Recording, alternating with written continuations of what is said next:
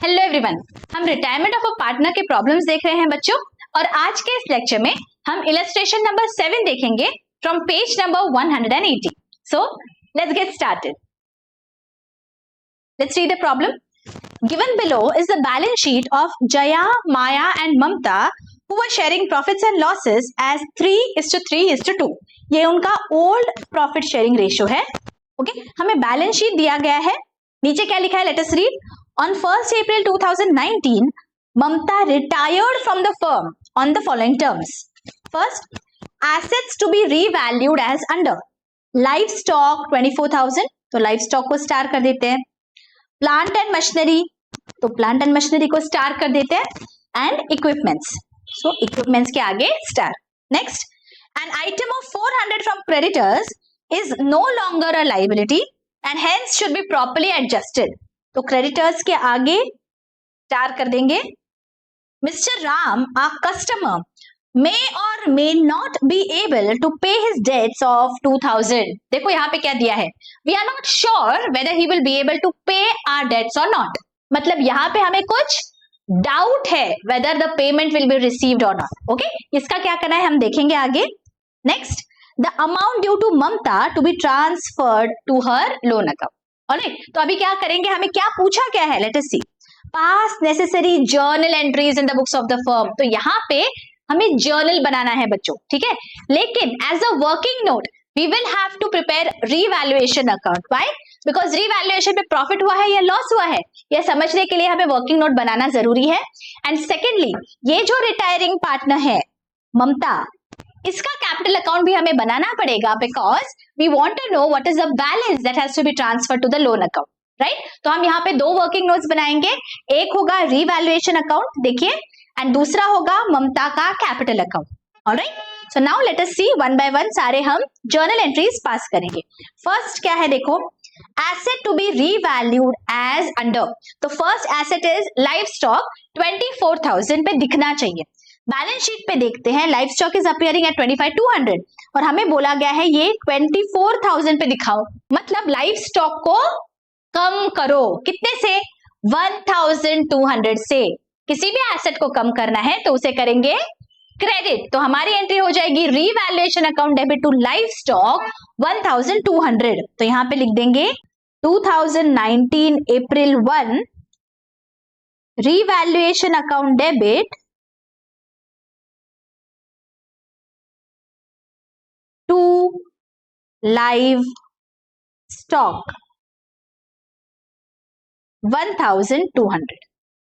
Okay, आगे plant and machinery 32,000 कितने पे दिख रहा है, 34,800 पे। हमें दिखाना है 32,000 पे।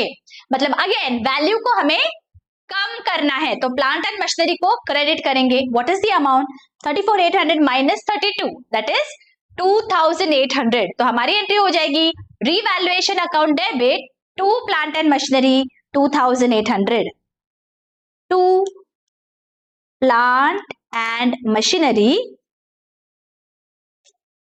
2,800। ओके, आगे equipments have to be valued at 16,800। 16,800 पे इक्विपमेंट दिखना चाहिए। ऑलरेडी दिख रहा है कितने पे, 16,000 पे। मतलब वैल्यू को मुझे बढ़ाना है तो मैं इक्विपमेंट्स को डेबिट कर दूंगी 800 से। तो यहां पे नेक्स्ट एंट्री आ जाएगी equipments account debit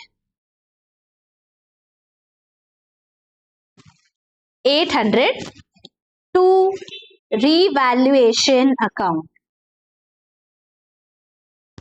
okay, alright, आगे an item of 400 from creditors is no longer a liability and hence should be properly adjusted. 400 जो है वो राइट ऑफ करना है because it is not our liability anymore. Creditors के amount को right of करना है, मतलब उसे डेबिट करेंगे। तो एंट्री आ जाएगी creditors account debit to revaluation 400। तो यहां पे हम लिख देंगे क्रेडिटर्स अकाउंट डेबिट 400। ओके, आगे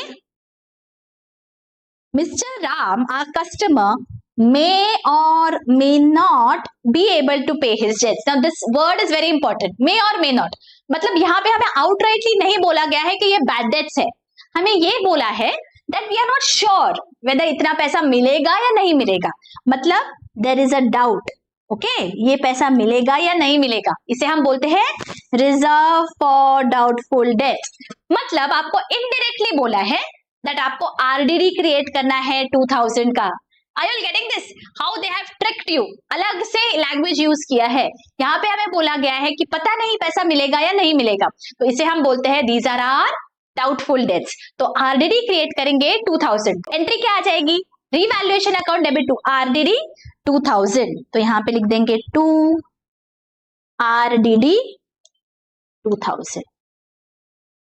ओके, अच्छा देखो अभी हमने सारे रीवैल्यूएशन हो गया हमारे एसेट्स और लाइबिलिटीज का, तो यहाँ पे हम टोटल से डेबिट और क्रेडिट कर देते हैं। ये कितनी आ रही है total, this is 6000 and this is 1200। Narration आपको लिखना है दोनों भी जर्नल एंट्रीज में, being assets and liabilities revalued. Okay clear, alright आगे। अच्छा अभी बस लास्ट दिया है, amount due has to be transferred to her loan account.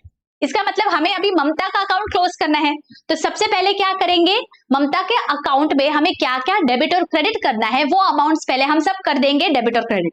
तो सबसे पहले हम बैलेंस शीट में जाएंगे and we are going to find out whether there are any accumulated profits और लॉसेस, बिकॉज जो भी एक्यूमुलेटेड प्रॉफिट्स और लॉसेस होंगे वो तीनों पार्टनर्स में हमें डिवाइड करने होते हैं, इजंट इट। तो बैलेंस शीट देखते हैं, एसेट साइड पे कुछ दिख रहा है क्या, एक्यूमुलेटेड लॉस, देखो नो देयर इज नथिंग। ठीक है, लाइबिलिटीज में चलते हैं, लाइबिलिटीज साइड पे see there is general reserve of 16000। Now this belongs to all the partners, तो ये मुझे प्रॉफिट शेयरिंग रेशियो में 3:3:2 में डिवाइड करना है सारे पार्टनर्स के बीच में। सो 16000 divided by 3 + 3 + 2 that is 8 divided by 8 into 3 and 16,000 divided by 8 into 2, ये मुझे डिस्ट्रीब्यूट करना है among the partners। तो मेरी यहाँ पे एंट्री हो जाएगी general reserve account debit to Jaya, to Maya and to Mamta, right. So let us write this journal entry, general reserve account debit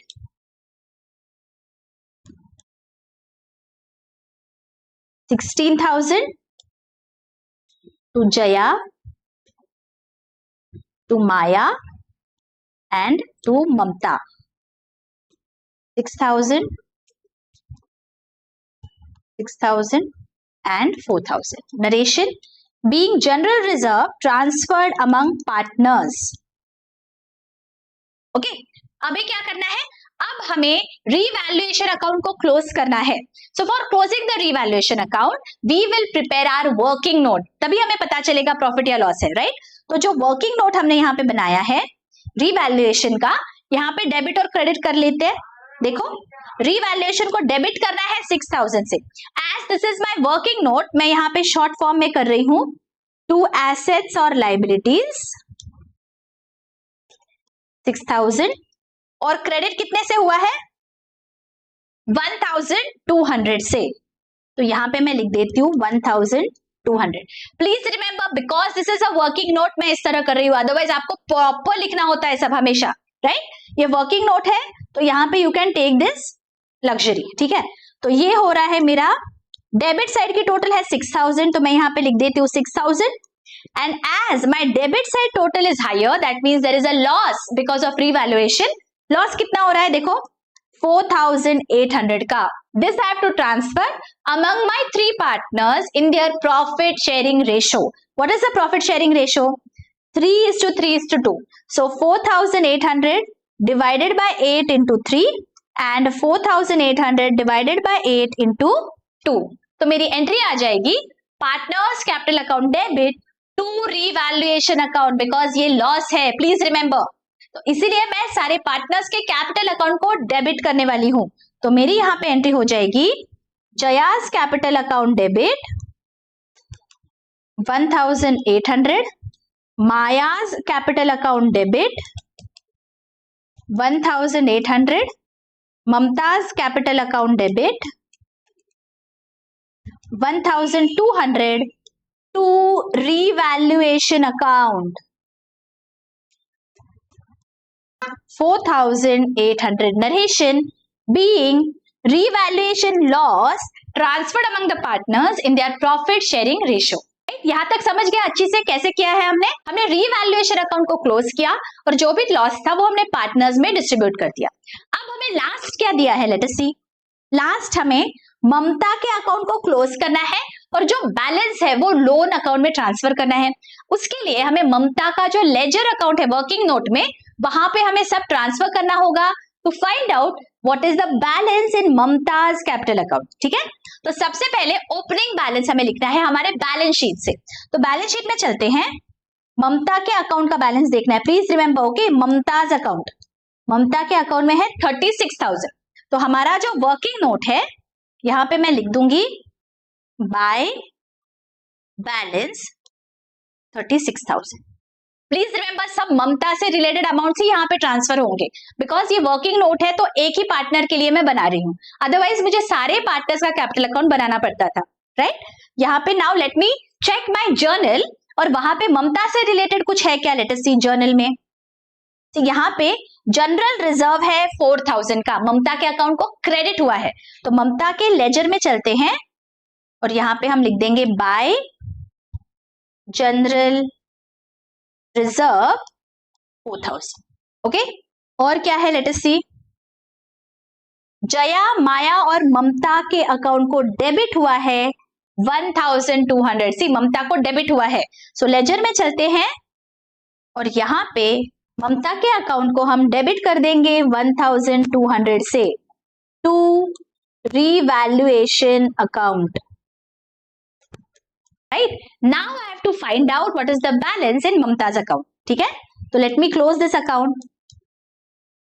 This is 40,000. यहाँ पे भी लिख लेते हैं 40, और बैलेंस कितना बचा, 40,000 माइनस 1,200, that is 38,800. ये मेरा ममता के अकाउंट का बैलेंस है। इसका क्या करना है, ये मुझे ट्रांसफर करना है उसके लोन अकाउंट में। देखो यहाँ पे स्पेसिफिकली दिया है, fourth adjustment, amount due to Mamta to be transferred to her loan account. So my entry here will be Mamta's capital account debit to Mamta's loan account. So let me write this entry. Mamta's capital account debit 38,800 to Mamta's loan account 38,800. Narration: being balance amount due to Mamta transferred to her loan account. Is this very clear कि कैसे journal entries pass करते हैं? देखिए, journal entries pass करते वक्त बच्चों हमें जरूरत पड़ती है रीवैल्यूएशन अकाउंट की और पार्टनर्स कैपिटल अकाउंट की, because otherwise we will not be able to pass all the journal entries. So please remember, even though journal entries have been asked, हमें प्रॉपर फॉर्मेट्स में रीवैल्यूएशन और capital account भी बनाना पड़ेगा to find out revaluation profit or loss and to find out how much amount is due to the retiring partner. Is this very clear किस तरह से आपकी जर्नल एंट्री दिखेगी? आई होप ये बहुत ही अच्छी से आपको प्रॉब्लम समझ गया है बच्चों। अगर बहुत अच्छी से समझ गया है, don't forget to hit the like button और मुझे कमेंट करके जरूर बताइए कि आपको लेक्चर्स कैसे लग रहे हैं। अगर कोई भी डाउट है, please feel free to ask in the comment section. If you want more such lectures, don't forget to share with your friends and colleagues.